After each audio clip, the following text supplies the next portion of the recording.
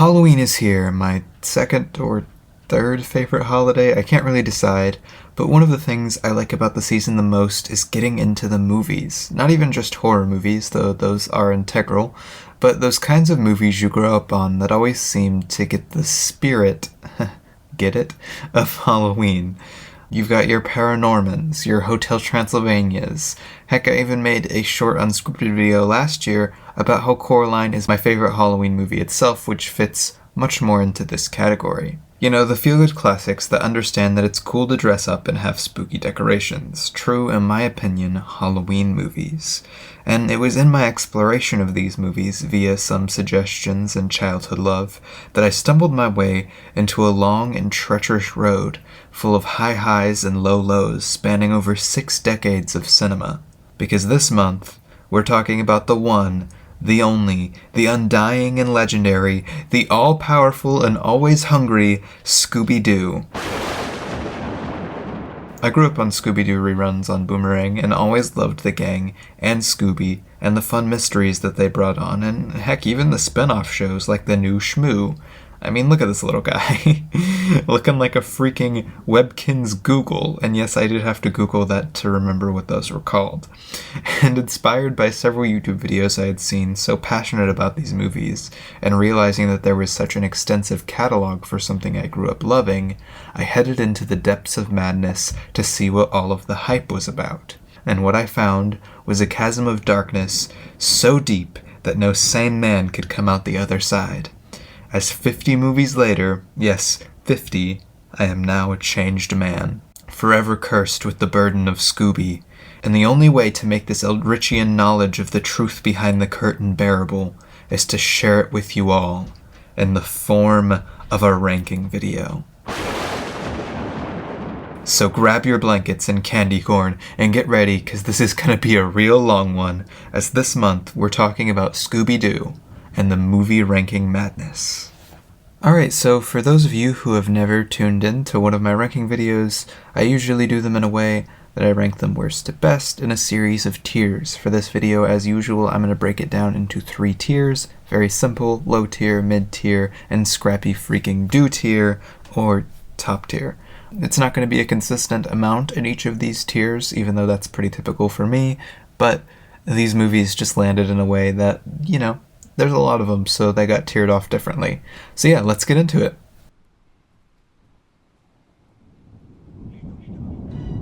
Coming in at number 50, the lowest of the low, the worst of the worst, Scooby-Doo and WWE, Curse of the Speed Demon, 2016. So this is genuinely what I think is the worst Scooby-Doo movie, which is crazy because there are a lot of bad ones for a lot of different reasons. Why do I consider this the worst? Well, like a lot of my other ranking lists that I end up doing, the bottom may not be objectively the worst, if such thing exists, or the most egregious, but the one that feels like the least anything. And man, this one breaks my mind. As Scooby-Doo movies go, you usually get 3 different standard types. The typical straight mystery, with just exploring a mystery with the gang, and then you've got the oddballs, which will include the occasional sequel movie or break the formula entirely, and the crossover movies, usually featuring some kind of other Hanna-Barbera property teaming up with the gang for either a mystery or just some whatever they do.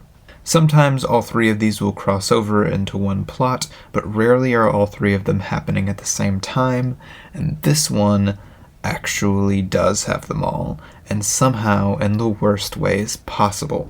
Unlike the other WWE crossover movie, which actually isn't that bad, this isn't about wrestling like you'd think it would be, it's about racing. WWE is hosting a weird monster truck wrestling tag team hybrid race for some reason, and something seems to be attacking the different wrestlers.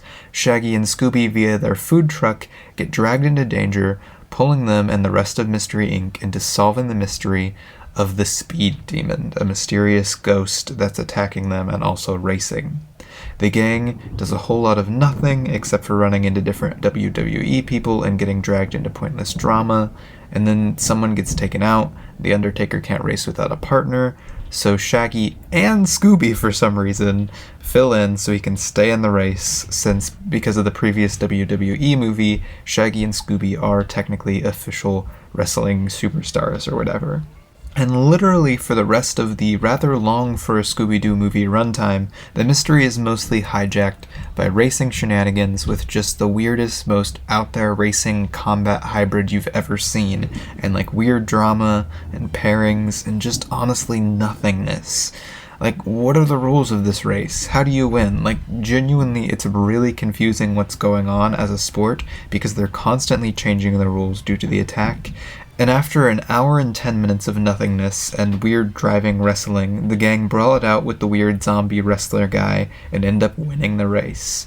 They pull off the guy's mask and it's Triple H, which I'm sure means something to someone who's working with Mr. McMahon's daughter to mess up the race because I guess he didn't think she could race or handle responsibilities even though she was already in the race. So, like, is she trying to end the race? It really, honestly, makes no sense. Which, explaining the plot, it doesn't even sound like that egregious while watching it, but it's kind of mind-boggling how it takes up this entire runtime of just doing nothing. I barely feel like I've watched a real movie. Nothing about this really makes sense or follows any structure, and all of the Scooby-Doo characters are doing effectively nothing and have no reason to be here. Like, this is kind of how I imagine the Surf's Up sequel to be like, just an hour and 20 minutes of sucky WWE superstar stuff, and the gang hardly interacting. I honestly never want to think about this lifeless, shallow, contradicting movie ever again, which even among the bad just feels especially cheap and lifeless. I give it a 0.5 out of 5. Number 49, Scooby-Doo and Arabian Nights, 1994. Now, I know this video is going to take forever if I keep talking about every single movie so much, trust me, I won't, but in my opinion, this is a very unique Scooby-Doo movie in a lot of reasons. One, Scooby and Shaggy, the only Scooby-Doo characters to make it in the movie, are probably on screen for a total of like 10 minutes in this pretty darn long Scooby-Doo film, and the rest of the movie is just really bland, bad, not even borderline, but just straight up racist feeling interpretations of the classic novel Arabian Nights via Hanna-Barbera properties. Unfortunately, one of the biggest problems in the entire Scooby-Doo canon is whenever the pup and the gang make their way to another country, the movie feels like it's actively trying its best to represent the culture in the worst way possible, either making fun of it, or parodying it, or discounting it, and this movie, as you can imagine, does a pretty rough job with all three. There is occasionally a funny joke or line delivery, and it has a very classic Hanna-Barbera feeling, but it's extremely boring, extremely pointless. Most of the stories aren't funny. Scooby is hardly in it. It's not a mystery in any way, shape, or form. It hardly even qualifies to make this list if it weren't for the fact that it says Scooby-Doo in the title. And it just feels actively really, really disrespectful to the original Arabian Nights and to Arabs in general, because what the heck is this? So yeah, this is genuinely one of the most miserable to get through that I have seen, and really the only bit that was good at all was that one Cyclops guy. He was fun. I give it a 1 out of 5. Number 48, Scoob, 2020. I don't really think it's much of a hot take to say that I hate Scoob. I really wanted to like it. I mean, I really did.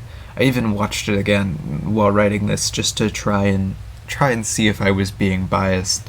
But man, this thing freaking drives me crazy. I would say for positive things about it, the lighting, Dick Dastardly as a villain, and I guess like the pacing and structure aren't the worst things in the world. It's pretty solid together as a movie. But man, everything else in this movie drives me insane. From the insanely bad celebrity miscasts for the gang, to the fact that this isn't really a Scooby-Doo movie, and more of a superhero movie or Hanna-Barbera extended universe start that fails miserably. And on top of that, it's full of some of the most painstakingly out of place and bad humor for something like this. This thing, it just isn't funny, and almost any way, from the very outdated and barely funny references to the bad physical humor translated to 3D, and honestly to just straight up bad line deliveries from its cast. This thing is almost unbearable for me to get through. And trying to be fair, I watched it again because this was one of the first Scooby-Doo movies I ever watched, and, I wanted to watch it after watching 49 others to see if it would, grow on me or be better, but I just wanted to die while watching it, and I don't think I laughed even once. Something I can't even say for Arabian Nights or Speed Demon. But all in all, it's not an aggressively poorly made film. I can give it some credit for that, and there's even some fun stuff like the reveal with Dick, but it's just so annoying, and I hate the humor so much, and I hate the cast so much, and each emotional beat feels like it's way trying to be in your face, and Simon Cowell is a major plot point, and it just hurts my brain to think about. I hate this movie. I don't want to watch it ever. And that's a real shame because I was super excited about this movie coming out because I love the Scooby-Doo franchise and I wanted to see it go in somewhere cool and new, but instead I just wanted to die. I gave it a 1 out of 5. Number 47, Daphne and Velma 2018. Not very good, barely a Scooby-Doo movie. Velma is super annoying for no reason. It's pretty much just a Nickelodeon budget parody of a Scooby-Doo movie. Moving on, I gave it a 1.5 out of 5. Number 46, Scooby-Doo Return to Zombie Island 2019. There's a lot I really hate about this, from the newer animation style and weird interpretations of the characters, to the unfunny humor and terrible pacing. But the thing that makes me actively despise this movie is that it is a sequel to Zombie Island. Not to spoil the list later, but if you're at all familiar with the Scooby-Doo movie canon, Zombie Island is one of the best, and this movie feels absolutely determined to take every element, everything that was interesting and fun and creative and fresh about the original Zombie Island and taint it by even associating with something this bland and unfunny and world-breaking to the original movie.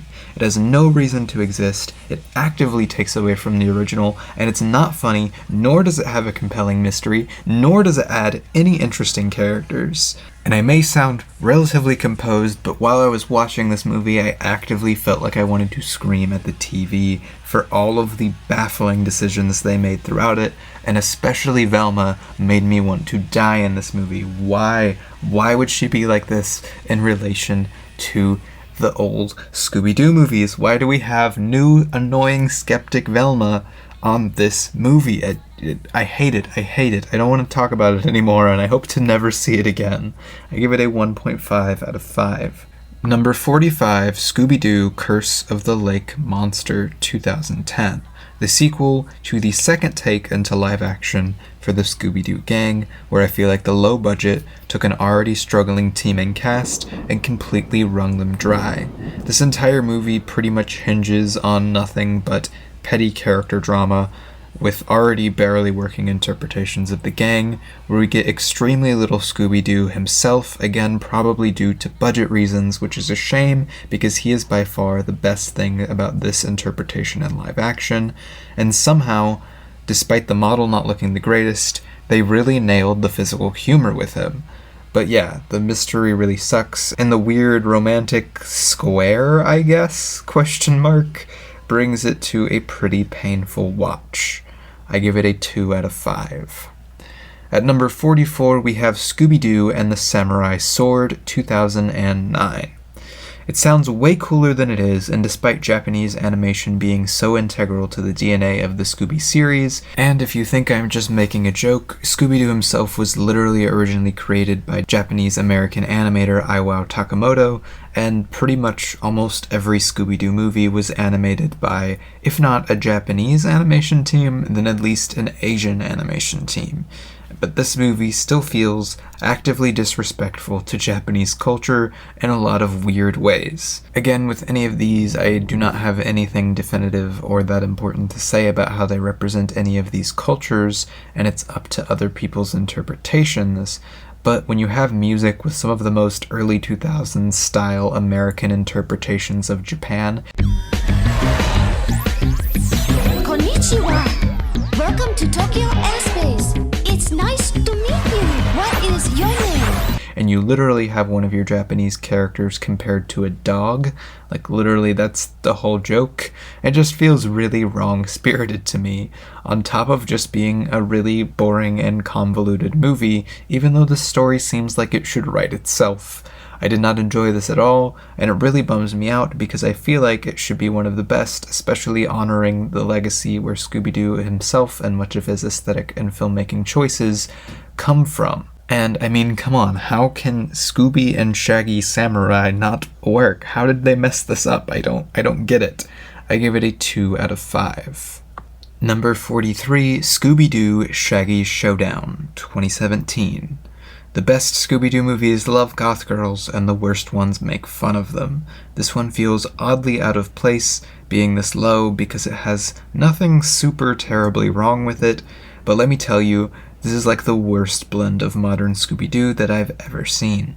And somehow they fumbled Shaggy's long-lost relative being a cool cowboy who is now a ghost terrorizing an old western town tourist trap, which is crazy because that's one of the coolest pitches I've ever heard for a Scooby-Doo movie. Some of the characters feel vaguely icky in a lot of ways, especially, racism-wise. Pretty much none of the jokes fully land. Also, it feels a little nitpicky, but this movie has so little to offer, I feel like it's a good one to bring it up on, but I really don't like the animation style of these late 2010 Scooby-Doo movies. It just feels so bland and lifeless, on top of having Kate Micucci as Velma, which, while her voice isn't the worst for Velma, her character almost never works while she's voicing her, which is weird, because it's not like she's the one writing the character, but she's just so annoying and nitpicky and actively brings down the story always. But this is just one of the most disappointing, boring Scooby-Doo movies to do it, without much especially interesting to mention, because literally there's nothing especially interesting about it, good or bad. I give it a 2 out of 5. Number 42, Scooby-Doo, The Mystery Begins, 2009. This is the first movie in the second live-action series of Scooby-Doo, and it is definitely a lot better than the second. It's still nothing to write home about, and the cast is pretty not great, save for Nick Pilatus as Shaggy, which I actually liked quite a bit in this one especially.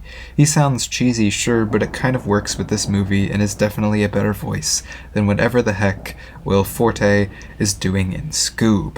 But man, why can't anything, this or Scoob, get Fred right? I love Frank Welker so much, but he's getting pretty old and will need a new solid voice for Fred. But every other voice I've heard for him, or actor in general, is just so out of place for the character. Like, Zac Efron and Robbie Amell always give the vibe that they feel like that Fred is this weird, full-of-himself jerk, which has only really worked when Freddie Prinze Jr. played him, because he's so freaking charismatic. In most other interpretations, in fact almost all that I can think of, he's just a weird little guy who loves traps and has fun, stupid plans and just kind of keeps the team glued together, and this version of him almost never works. Scooby, on the other hand, as I mentioned, in this surprisingly works pretty well, but that doesn't really save this from being really subpar, low budget, and uninteresting, even if it's a bit more creative than most. I gave it a 2 out of 5. Coming in at number 41, Scooby-Doo and the Reluctant Werewolf, 1988. I really wanted to love this, as I'm a certified Scrappy enjoyer, and I really just love the dynamic of Shaggy, Scooby, and Scrappy solving mysteries without the gang. And yes, Scrappy is pretty darn great in this, and Red Shirt Shaggy is almost always some of the best to ever do it. But man, the side characters in this are so annoying, and the plot really kinda sucks.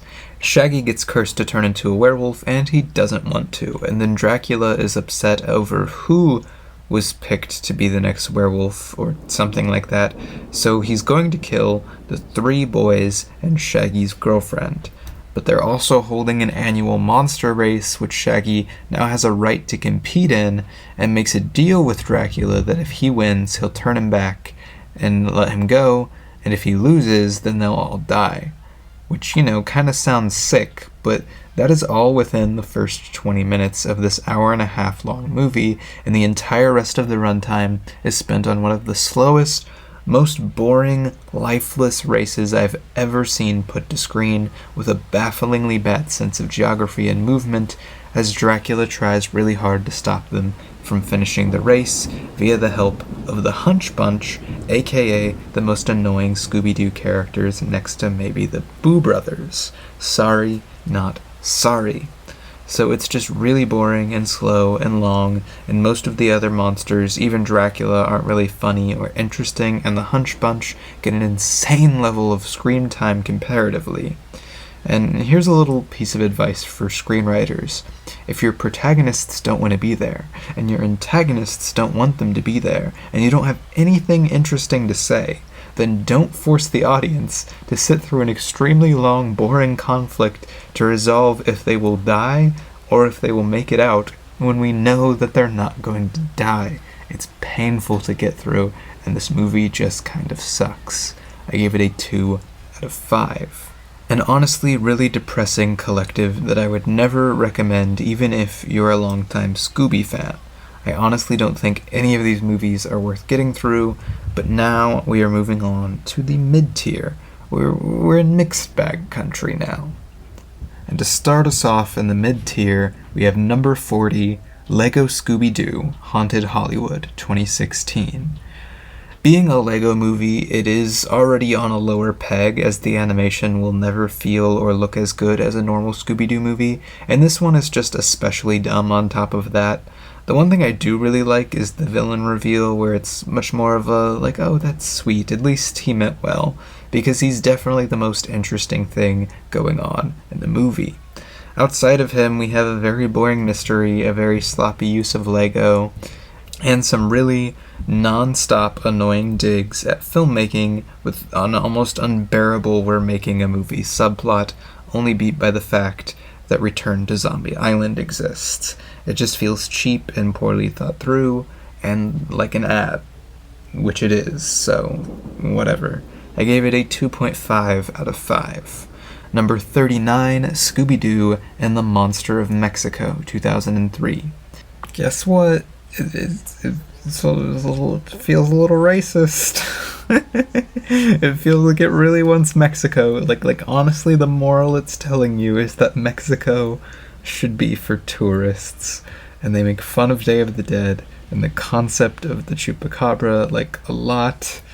And outside of that, it's pretty bland and okay. The mystery isn't terrible, but there's not a single thing memorable about it, except for the fact that it feels like one of the least Mexican things I've ever seen set in Mexico, which is saying a lot, because for as long as movies and TV have been a thing, they've been poorly representing Mexico. So, whatever, I don't know what to say to this one, it's fine. I gave it a 2.5 out of 5. Number 38, Aloha Scooby-Doo, 2005.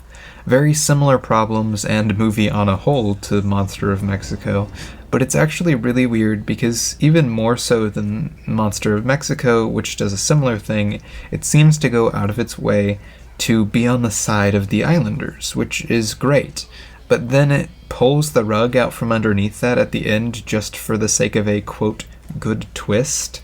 They spend the whole movie showing how awfully they get treated by the mainlanders who come to the island, that it's bad that they're forced to let the mainlanders into the traditional islander-only surfing contest, or that their mainlander mayor seems only interested in making sure tourists come and not the safety of her citizens.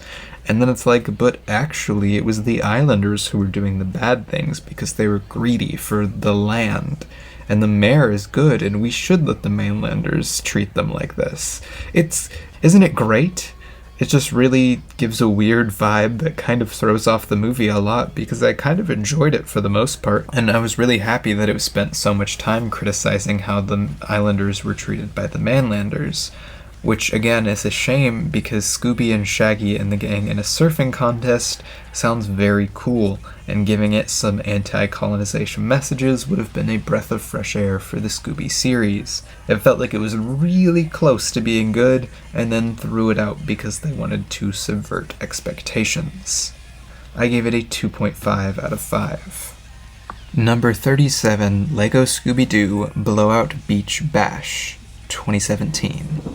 If you can imagine, it has a lot of similar problems to the other Lego movie, but this one feels like it has a lot more of an idea of what it wants to be as a movie outside of just a Lego ad, and it really just feels more fleshed out of a story idea in general. If it was a regular animated movie, it might even make a little bit higher up on the list, even if it's a bit more childish. It's still fun and has cool pirate stuff, and was not the worst thing in the world to get through. I gave it a 2.5 out of 5. Up next, number 36, Straight Outta Nowhere, Scooby-Doo meets Courage the Cowardly Dog, 2021. Never before have I seen a crossover on a concept level be used worse than this. Oh wait, yeah, Speed Demon. Well, a better way to put it would be I've never seen this good of an idea for a crossover be wasted this hard. Courage and Scooby seem like no-brainers to combine, but what we actually get in product is a weird, convoluted, strangely surreal-feeling nonsensical movie with way too big of an ensemble. This world would have been a great one for the return of just Shaggy, Scrappy, and Scooby, and they could have used Courage's world for something really interesting mystery-wise, but instead, we get something that almost hurts my head to think about, and just feels stretched thin with its comedy, pacing, timing, and plot, that it has no idea what it needs to do or wants to focus on. It's not the worst thing in the world, but it was definitely a wasted one, on top of the fact that I've never liked Courage to begin with, and I hate his voice so much. I wish he did not talk at all. It doesn't even make sense for him to talk at all.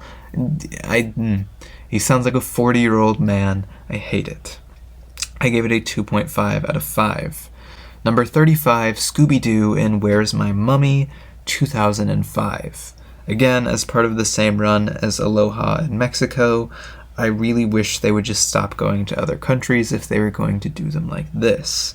But this one isn't really nearly as bad as the others, as they spend all of their time at an archaeological site, and they're actually trying to stop people from stealing artifacts from Egypt, which is kind of cool.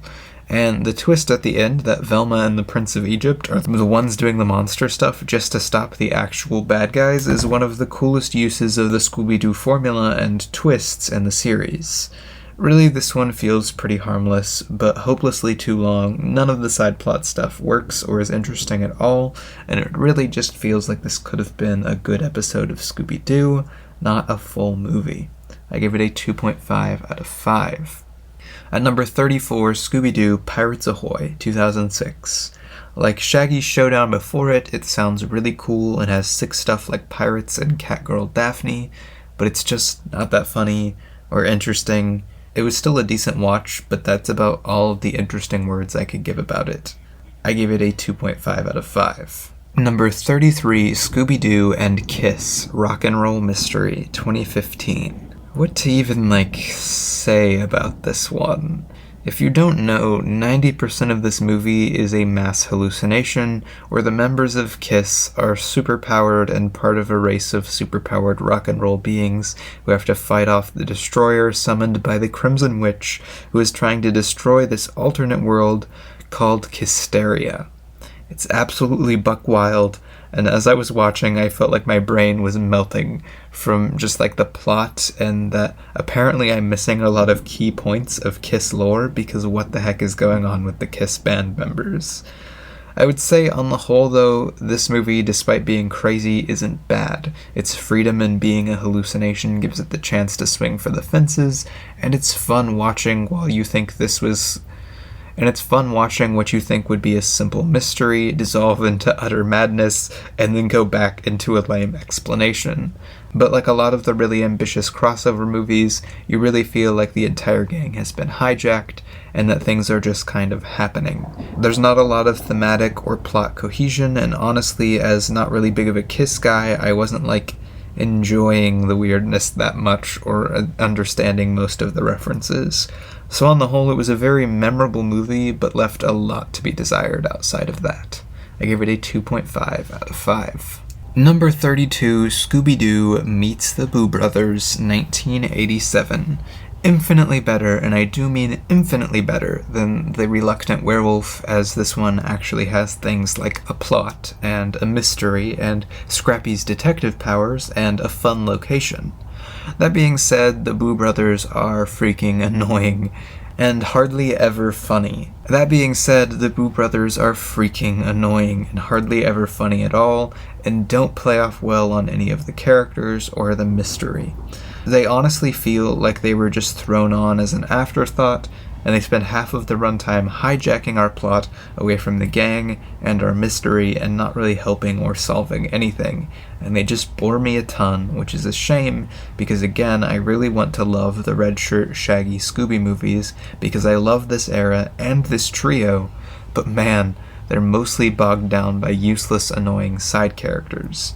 Again, at least this one has an interesting mystery, but then again, it also has a character even worse than this one southern girl who nonstop throughout literally the entire movie is trying to essentially sexually assault Shaggy, and it's entirely played as a joke, framed like girls aren't the ones who would be chasing down and forcing themselves onto a guy.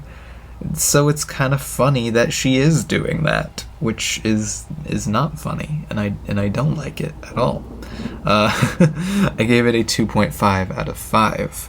Up next at number 31, Scooby-Doo Adventures: The Mystery Map, 2013.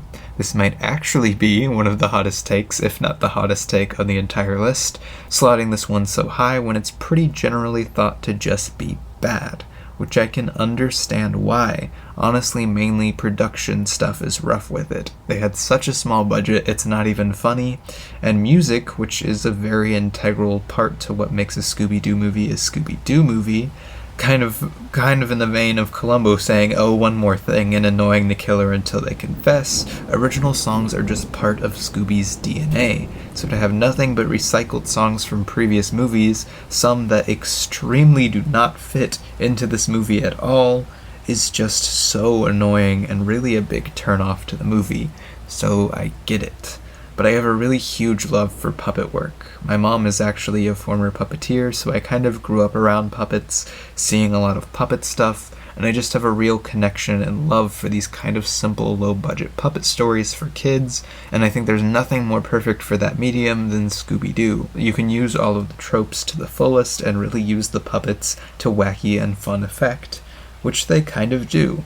In this movie, Scooby can shapeshift, which is always a fun comedic effect, especially in puppet work. They do a great job with all of the puppets, and the mystery is sufficiently fun while also having that very childlike simplicity. But I don't know, maybe I'm biased, but I really kind of loved this in a weird way. I just wish it could have had a bigger budget, because man, that hurts it so much. I gave it a 3 out of 5. Coming in at number 30, Scooby-Doo, The Sword and the Scoob, 2021. Modern Scooby-Doo to a fault. Velma in modern Scooby-Doo is often really annoying, which sucks because she's like my favorite character in older stuff. But again, especially in Kate Micucci movies, which I have no explanation for because again, she's not the one writing these movies and they're mostly all written by different people, so I guess it's just collective consciousness changing on how the character is written, but man, it freaking sucks.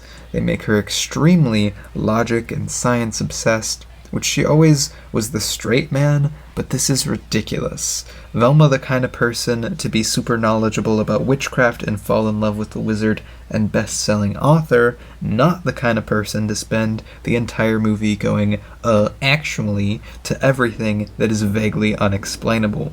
The story and mystery here are kind of fun, and I like the setting and the way they implement Shaggy into the story, but the resolution never really works for me. Most of the side characters that they introduce are kind of lame or annoying throughout, and it stays really annoying throughout, but like it's not bad. It stays pretty funny and engaging and is well paced, which is more than I can say for a lot of Scooby movies prior to this, but this just especially highlights the massive change in Velma's character compared to like 20 years ago. I give it a 3 out of 5.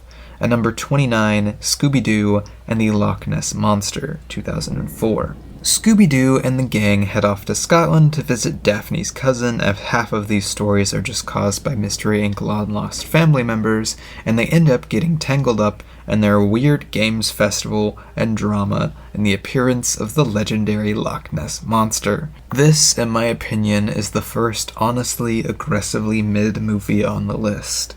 It doesn't have any huge standout issues or anything that makes me upset while watching it. It just literally isn't as well written as it could be and vaguely forgettable. The cast is killing it in this one. I love them solving a mystery in Scotland, and as later Scooby-Doo movies go on, the more the mysteries focus on Daphne, the better it usually is, as she's kind of become the de facto leader and action hero, which makes for a really fun, expectations-bending character who's a joy to watch. But outside of a couple of memorable line reads and characters, there's nothing much keeping you engaged, and the monster design kind of sucks. But hey, it could be a lot worse. I gave it a 3 out of 5. Up next at number 29, Scooby-Doo Moon Monster Madness, 2015. Bioshock via Scooby and also on the moon with a xenomorph. There are a lot of really engaging and enduring elements of this movie, mainly the comedy in it. This one is genuinely really funny and uses a lot of the progression of its story and locations to help the comedy along, which is really neat and a step above a lot of these movies I've mentioned previously. The location on the moon feels fun and exciting, and it does a really good job justifying its sci-fi elements, but like Loch Ness before it, outside of that, and the performances, it's mostly just a forgettable story with useless side character inclusions that really just kind of annoy me. I love the gang in this one, but man, the chemistry is just not there for like any of these other characters, even the ones that weren't just one-off bits, and the monster feels super unoriginal and non-threatening compared to the very cool world that they present, and they just don't do much with the world in the movie, so again, good but not great. I give it a 3 out of 5. Number 27, Scooby-Doo meets Batman 1972.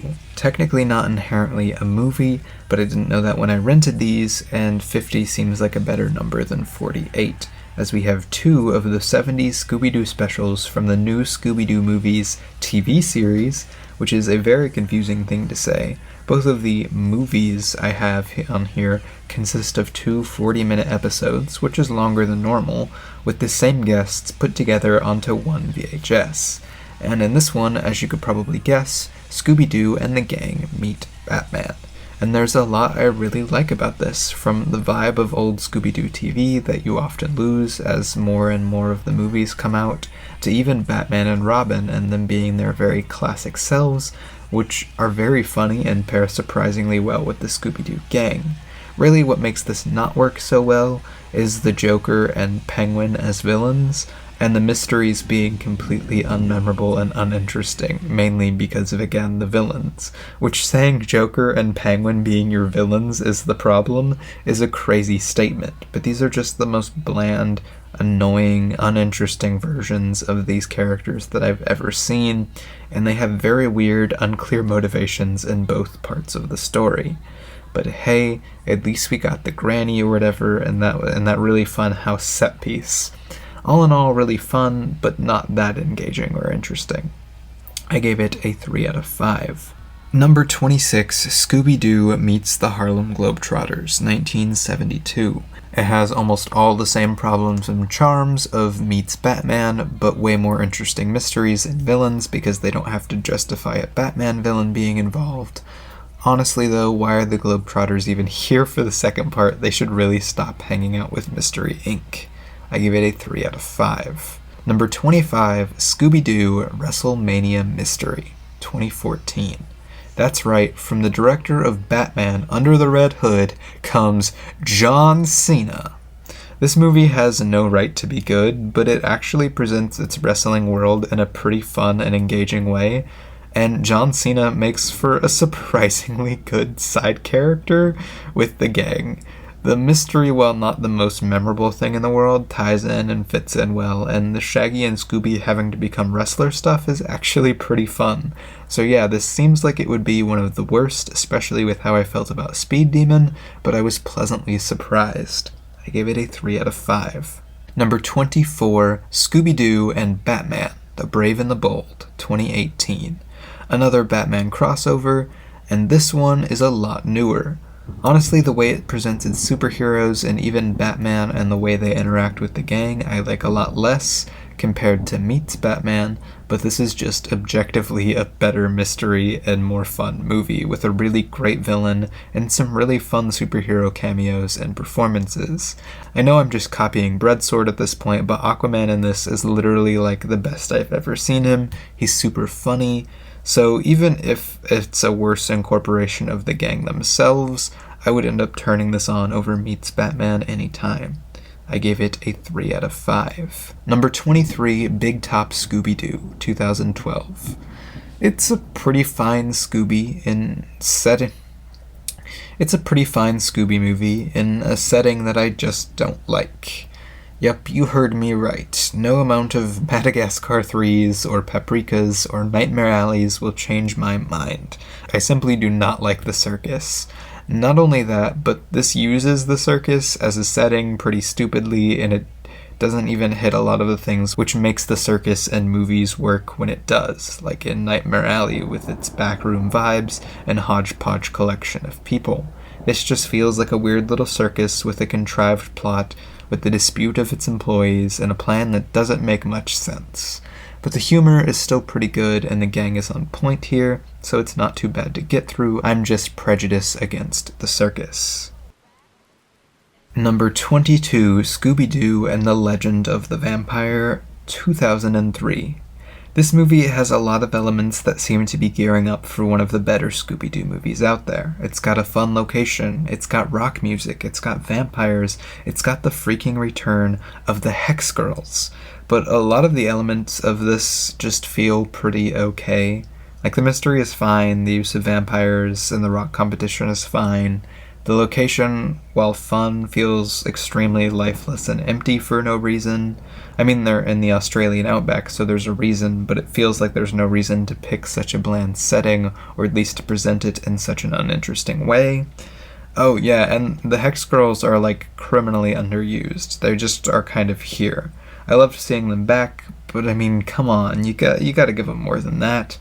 They're in like 4 scenes and don't really have any plot relevance, which makes me sad because they're the best.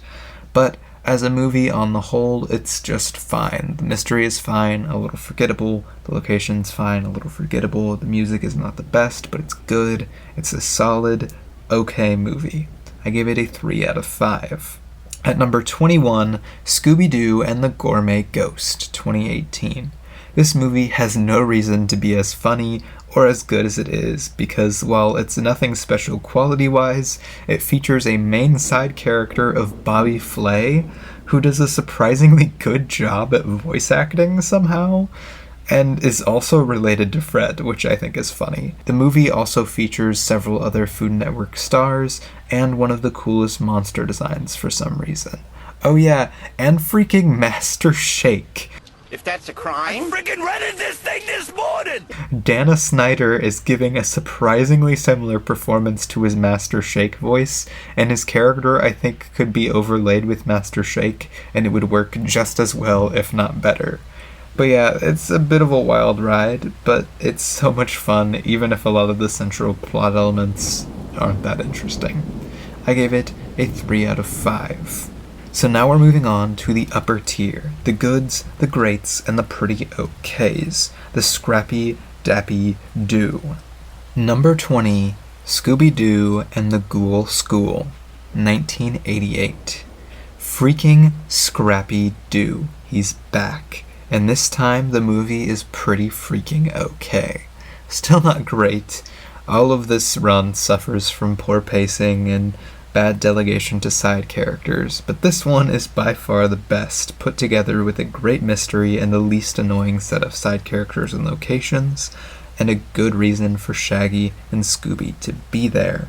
And it's just really fun to see them get into the role of teaching in kind of a sweet and passionate way. And Scrappy freaking Doo is amazing in this. He's essentially the lead of the movie. He solves most of the mystery and is actually like super powerful in this movie. And he ends the movie by rapping. It's crazy. I love him. I hate that he's not in more of the movies, and this one kind of rocks, even if it's just okay.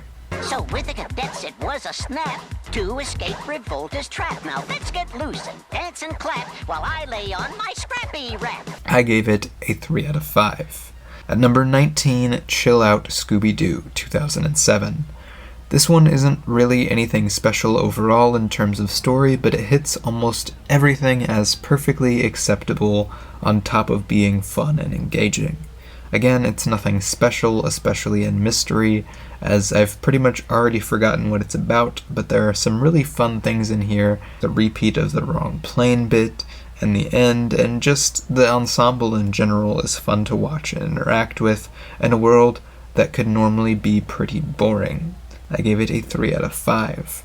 At number 18, Scooby-Doo, Mask of the Blue Falcon, 2012. This one being this high is crazy because I pretty much expected to hate it, especially just off the poster because I thought it would be another superhero story similar to Scoob, which another Scoob is really not what I need. It's new enough that Velma still kind of sucks, but where this movie really shines is in its setting at a comic and movie convention mostly filled with Hanna-Barbera references, and despite how bad that could end up being, I think they did a really good job using the setting and building on it for genuinely engaging mystery. And watching Scooby and Shaggy be able to fanboy over something is almost always fun. Also, seeing Space Ghost kind of threw me off for some reason after so much Space Ghost Coast to Coast. I gave it a 3 out of 5. At number 17, Scooby-Doo, Abracadabra-Doo, 2010. This movie is actually super fun. It's very formulaic and basic, as we head to a magic school that Velma's younger sister goes to that focuses on teaching illusions and tricks and maybe some real magic along the way, as a giant griffin keeps attacking the school and it might have to close down because all of the students have left. Which, having Velma's sister be in this movie is a freaking treat, and having her as a romantic interest for Shaggy is so much better than Velma herself, as some of the series has attempted, because Velma is very much a canon lesbian and has been for years, even if they just recently actually committed to it. Velma show what the heck is going on over there. But Velma's sister is genuinely a really fun and energetic character to include, and the magic school shenanigans are really fun, and honestly the reveal that the whole thing was done for a former love connection is just really kind of cool as heck if you think about it. So despite being pretty basic in most regards, this one really stands out in the canon as something special. I give it a 3 out of 5. At number 16, Scooby-Doo, Music of the Vampire, 2012. Not to be mixed up with Legend of the Vampire, the one about a music festival. Anyway, this one is super unique as it is a freaking musical, which only one other Scooby-Doo movie I know of does that. And for the most part, the songs are pretty darn fun. It's not super justified for the songs a lot of the time, but it gives this movie such an interesting energy as you dive more into the vampire mystery, and there's kind of a who's actually a vampire and who's not subplot that's just really fun and goofy, and this movie in general is just having so much fun with all of the character dynamics. My biggest problem goes back to the fact that the musical numbers don't do a very good job of being musical numbers in terms of telling the story. So the plot is either being halted for these songs, or they're just straight up taking away from each other. So it ends up being a bit of a mixed bag, but a very fun mixed bag. Kind of like a Halloween basket. I gave it a 3 out of 5. Number 15, Scooby-Doo, Camp Scare, 2010. Speaking of camp, this movie is campy as heck, and especially Fred in this movie is just an absolute joy to watch. This is the first one, too, where the filmmakers really feel like they're trying to do something unique for the series, as it tries to follow a bit more of the camp horror genre camera movements. It's genuinely a great movie with a really fun ending set piece and mystery, and really the only thing bringing it down is that it feels really convoluted. There's just a lot of different elements with a sort of outcast camp versus rich kid camp thing, and a horror camp thing in the realm of Friday the 13th, and a bank robbery from a sunken town, and a surprise twist villain thing, and it's just, they all kind of work fine on their own, but together feel very muddled and unfocused. And again, this is really fun, and the voice acting especially is on point, along with some unique filmmaking, but it's just not as good as it could be because of how much it's doing. I gave it a 3.5 out of 5. Number 14, Happy Halloween Scooby-Doo, 2020. Speaking of Halloween baskets, like I was on the last movie, this movie is a Halloween bash. It's crazy as heck, and not in any way a traditional Scooby-Doo movie. It's more or less Halloween Mad Max via Scooby-Doo, featuring Batman's the Scarecrow, Elvira, and Bill Nye, that ends in the equivalent of a huge bloodbath as the gang, instead of solving the mystery and trapping the villain, go all Rambo on them and just smash them. It's really fun, it's really crazy, and it's kind of muddled, but it almost makes up for that with its almost Kiss crossover craziness feeling, because the movie honestly feels like a bullet train with no brakes, which works really well in some ways, but makes the movie feel a little hollow as well. Still a great Halloween-specific Scooby-Doo romp, and still kind of a very annoying Velma, but she's not as annoying because her character actually has something to do. I give it a 3.5 out of 5. Number 13, Scooby-Doo Stage Fright, 2013. This is another one that nails its comedy and goofy bits and has a little bit of a shaky start. I just love this movie so much. Not even for the main show stuff, it's more or less fine, but the mystery and the way the gang goes about solving it with the comedy is just perfect, and it stays super engaging, and I really love the reveal in the ending, but there's not too much to say about this movie. It's very simple, and the main story stuff is just not that interesting. I give it a 3.5 out of 5. Number 12, Scooby-Doo and the Alien Invaders, 2000. This is the first one on the list from the legendary Jim Stenstrom, whose influences and uniqueness in the Scooby-Doo movie canon cannot be stated enough. Not only does his style drastically shift towards the more Japanese roots of Scooby, but he is also committed to subverting and doing something a little different with each mystery, all of which have real monsters in them. And my least favorite of this crazy insane run is this one. A lot of it comes down to the mystery just not being that interesting to me. I'm not really this kind of an alien guy, especially not in this setting. Aliens and deserts, it's not really for me. And the mystery and location just never really grabbed me. That being said, the craft of this movie is still undeniable, and I like how seriously he treats these movies as a franchise, as even some of my favorites of the Scooby-Doo canon either feel like they don't care enough to be the same film polish as these are, or in some of the worst cases, are actively making fun of good filmmaking and solid screenplay writing, in place for slightly meta Scooby-Doo formula script. It's really just nice to feel like the movie really cares about representing these characters and their world really well, and I think that's one of the best qualities Jim and his animation team brought to the Scooby canon. So while this has its charm and honestly class, it's still nowhere near my favorite, especially with my specific media tastes. I give it a 3.5 out of 5. Up next at number 11, Scooby-Doo and the Cyber Chase. The last of Stenstrom's epic run, and it pretty much has more or less the same problems as Alien Invaders in terms of its mystery feeling a lot less engaging than I would like, and in this one, a lot of the setting even feels haphazardly thrown on. The video game concept just doesn't really work for me, and it makes for a pretty weak mystery on the whole, with the constantly changing setting, leading up to essentially a digital version of their world with all the villains that they've faced, and digital versions of themselves, which I have no idea why the video game isn't just that the whole time, because the other stuff doesn't even make sense to be in a Mystery Inc. themed game.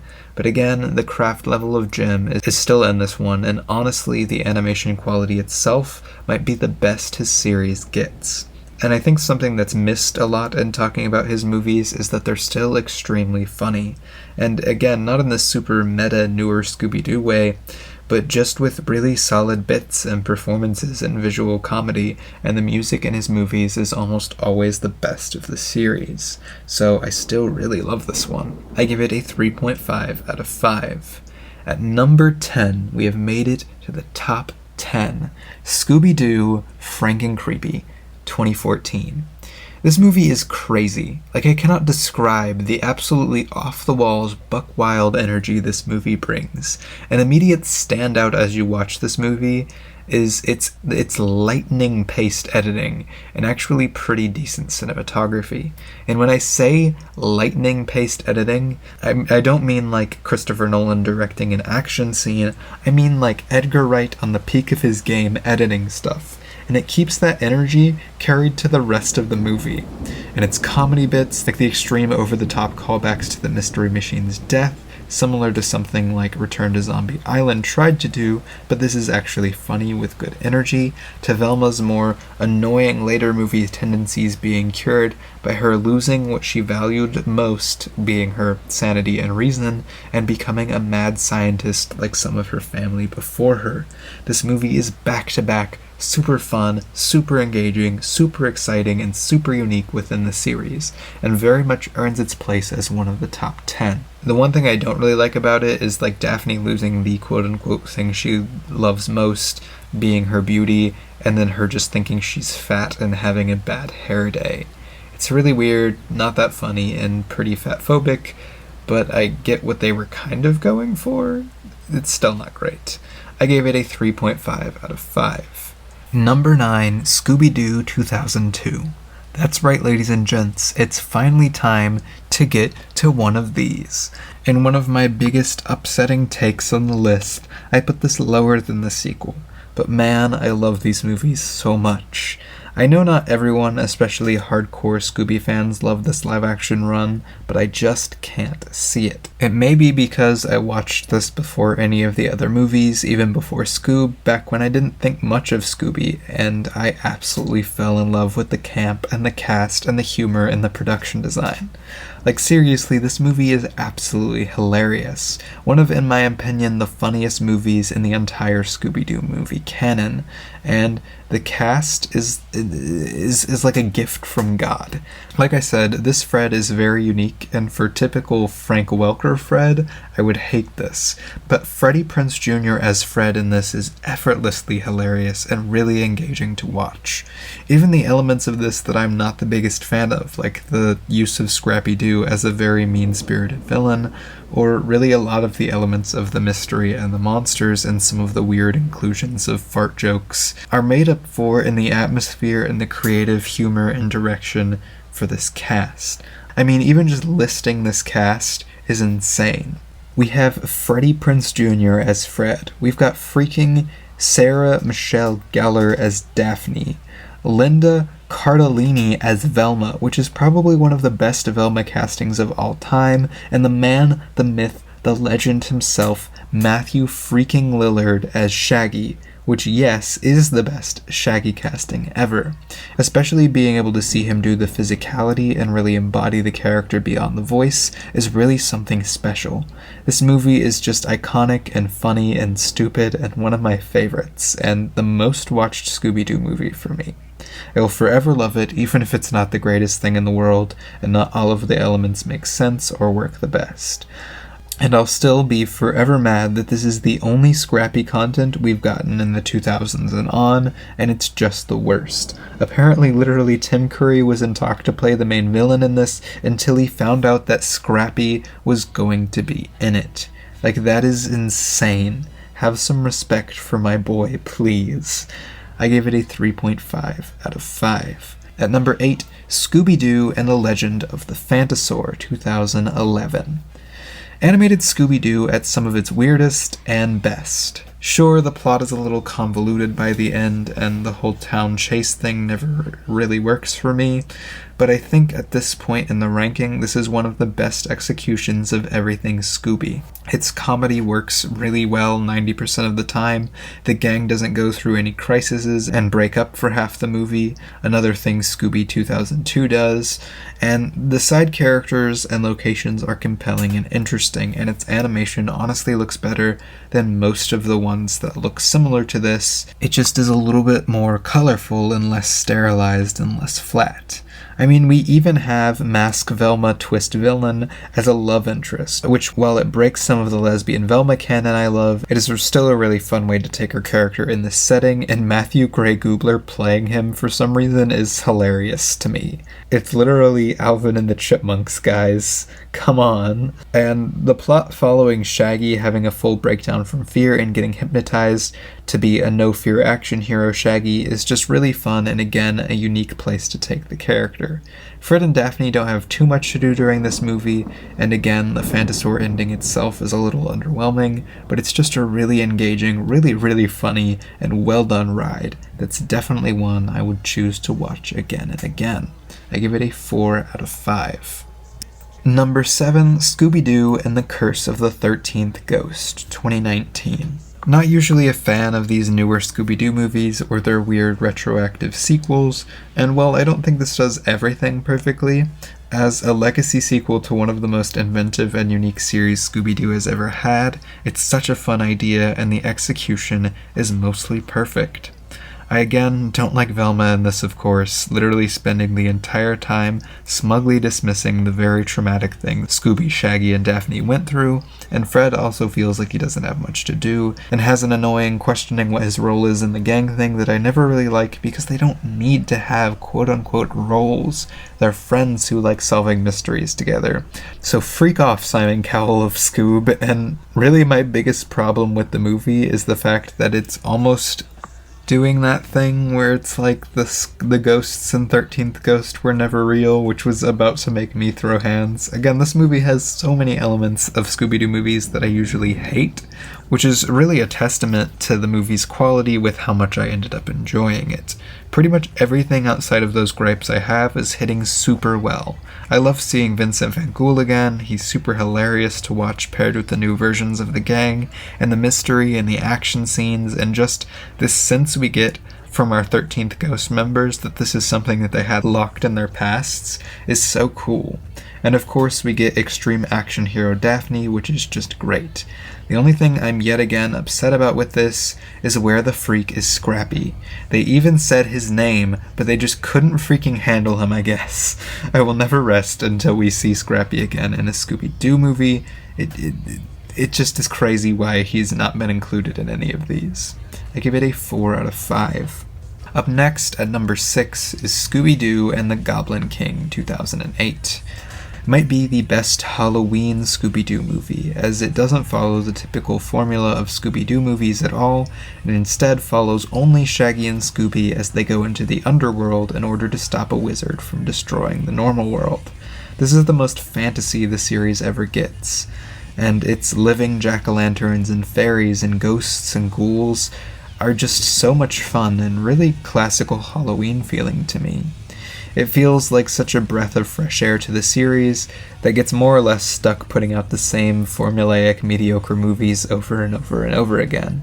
And the ending where they end up having the big battle with the rest of the gang coming in and the Goblin King and the reveal of what that's all about, only for the whole thing with them being the only two who get to keep the memory of the night, is just so sweet and honestly super nostalgic feeling for me. As, like I said in the beginning of the video, oftentimes my favorite Halloween themselves movies are not horror movies, but mostly kids movies that understand the charms of the season and the fantasy kids get engrossed in, while keeping an air of mystery and spookiness. This is literally one of the best case scenarios for the series, and I wish the animation was a little bit better suited for it. I give it a 4 out of 5. Number 5, Scooby-Doo 2, Monsters Unleashed, 2004. This again calls back to one of my biggest hot takes in the series, and I get why, because despite my problems with the mystery and location for the first one, this one, when it comes to mystery, is just lamer. The mystery isn't that fun to follow, the monsters coming to life is only occasionally fun, but not like enough to take up as much time as it does in the movie, and the big city just isn't as interesting of a location for a Scooby movie as freaking Spooky Island, and you lose a lot of the fun hijinks and air of Halloween mystery that came with that location. That being said, like a lot of these movies, everything else, on the other hand, is firing just that much harder. I love the gang even more in this one, as they mostly skip past a lot of the annoying drama in the first one, although of course some is still there. And the cast is honestly going even harder, and the bits taking it even further, and I absolutely love the side characters that we get, with the addition of Seth Green, Alicia Silverstone, and even a small part for Tim Blake Nelson. The final action scene may be kind of embarrassing, but all in all, I love watching the gang and the cast during this movie so much.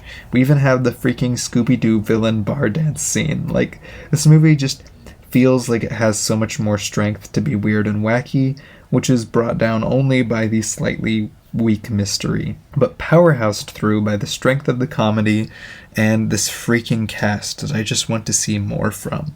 I give it a 4 out of 5. At number 4, Trick or Treat Scooby-Doo, 2022. I don't really know what the total consensus is on this movie, as it just came out a couple weeks ago, but let me just say I was completely pleasantly surprised. I was already super excited from the get-go for this one as I saw the trailer and the animation style looked completely different from all the newer Scooby-Doo movies, or at least the designs did.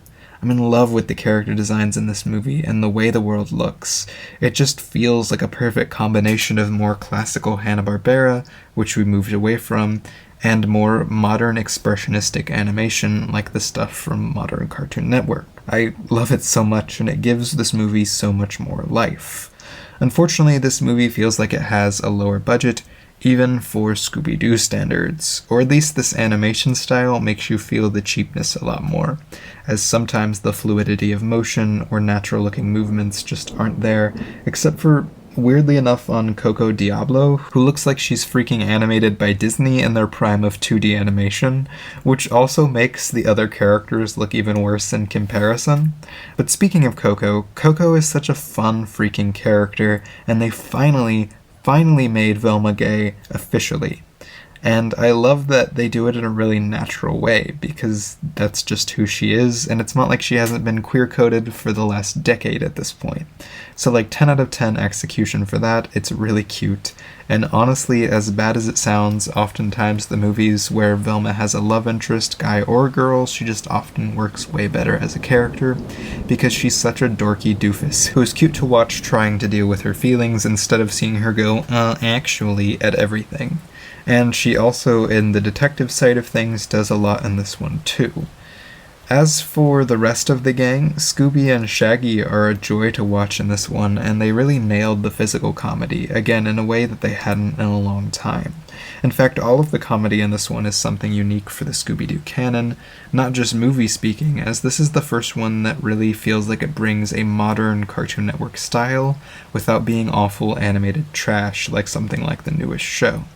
Not that Mystery Inc. isn't very modern feeling, but this is brought to you by the creator of Uncle Grandpa, and you really feel that influence in the comedy all around, especially in the visuals. And honestly, I think it brings so much life and freshness to this movie because they pulled it off in a way that still feels very classical to Scooby and the gang. Like, it's still all of them, the comedy is just a little bit more goofy, and mostly a good way. As for Fred and Daphne, they're just okay in this movie. I know it's hard to nail all of the members of the gang perfectly, but usually the ones that don't focus too much on the quote-unquote dynamics or team roles usually execute this the best, and this one does, with Daphne where she's questioning her role in the team as if she hasn't been the freaking action hero semi-leader for the past 30 years. It's weird and out of place for this movie. And also, Fred feels really out of place as he feels super self-obsessed, and I don't know, it's weird. It's like he's channeling Freddie Prinze Jr. Fred, which is all well and good, but Frank Welker's voice just doesn't mesh with that kind of character in any way, so it makes for a really uncomfortable version of Fred.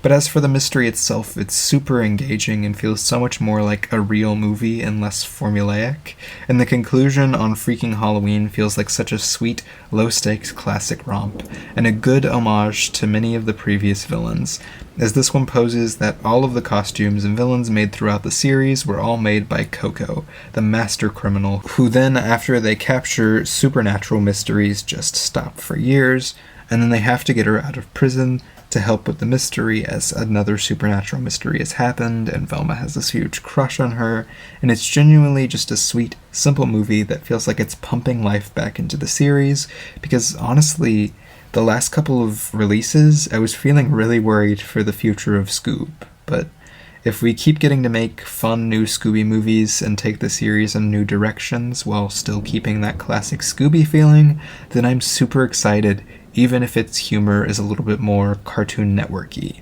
So yeah, I cannot recommend this enough, especially to support the characters and animators during a really rough period for animation. I give it a 4 out of 5. Number 3, Scooby-Doo Goes Hollywood, 1979.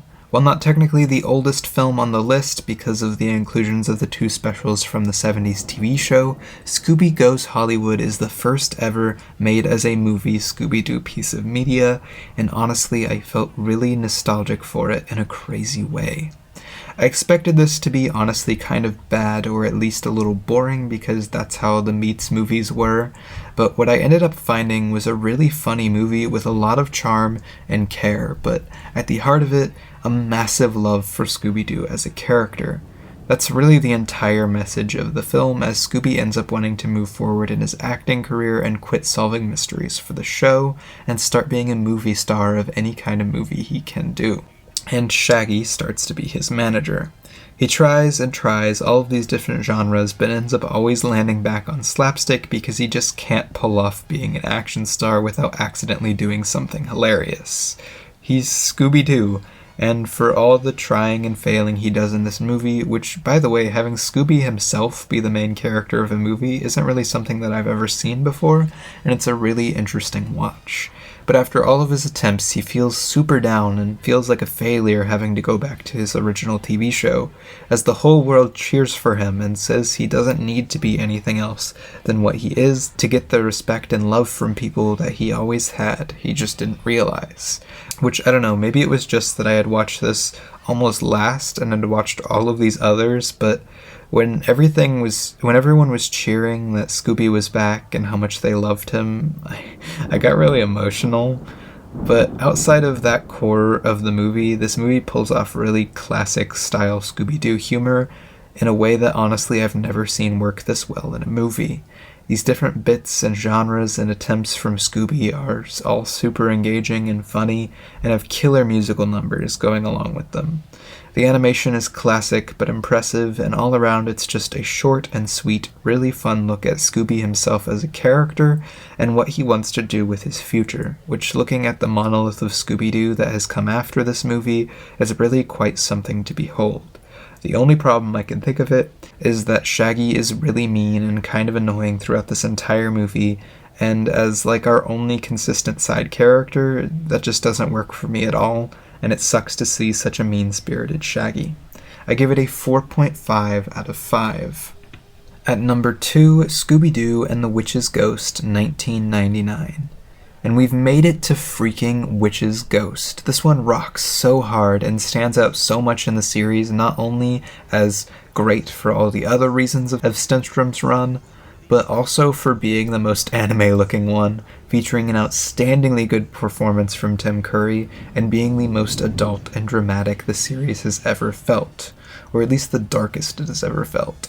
Oh yeah, and it also introduced the freaking Hex Girls, and is set in Massachusetts during the fall, so it's also the most aggressively fall-looking of any one of these movies, even the ones that take place on Halloween.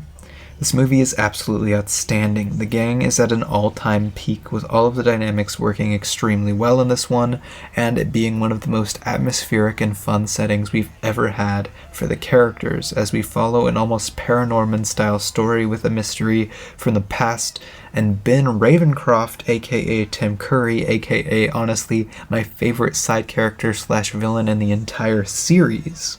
He is genuinely insanely fun to watch. Tim is giving it his all, and having him as a romantic interest for Velma turned bad guy and actual wizard is just so freaking cool and fun to watch play out. The only real problem I have with this movie is that all of the ghost-related stuff in the movie feels kind of meh, and performances of the ghosts herself is just honestly bad, especially compared to everyone else in the movie, which is crazy and kind of out of place, and you really feel it. It's the only thing keeping this from being a perfect movie, and what we have is endlessly rewatchable and very unique in the canon, and let me just reiterate that they introduced the freaking Hex Girls with an outstanding song, and not only that, but they have major plot relevance and help the gang, and it's just so freaking cool, and I love this movie so much. I give it a 4.5 out of 5. Number 1, Scooby-Doo on Zombie Island, 1998. Finally, we've made it to Zombie Island, Jim's first movie, and possibly the objectively best Scooby-Doo movie of all time. I usually don't say things like objectively best because that's literally not true with art, but this one is just one of the most universally loved and respected for a reason. It's almost breathtaking how effortlessly this does everything possible for Scooby-Doo perfectly. A perfectly paced, super engaging mystery with a fun, very good twist. A stellar, spooky location that has amazing atmosphere and allows for a really natural set of characters for the mystery. The gang starting this one all missing each other, not because they broke up over some stupid reason, but essentially because they all grew up and went to go get jobs, but now getting back together for Daphne's birthday to do a TV show with her and try and finally find, after all of these years, a real monster. Again, screw you, Return to Zombie Island, for having Velma be like, but it's unsolved. No, it's not. Literally, the whole point of this movie is they finally proved that there is a real monster, and then lost the footage, and only the 5 of them know the truth, and it's really freaking cool, so you can just shut up.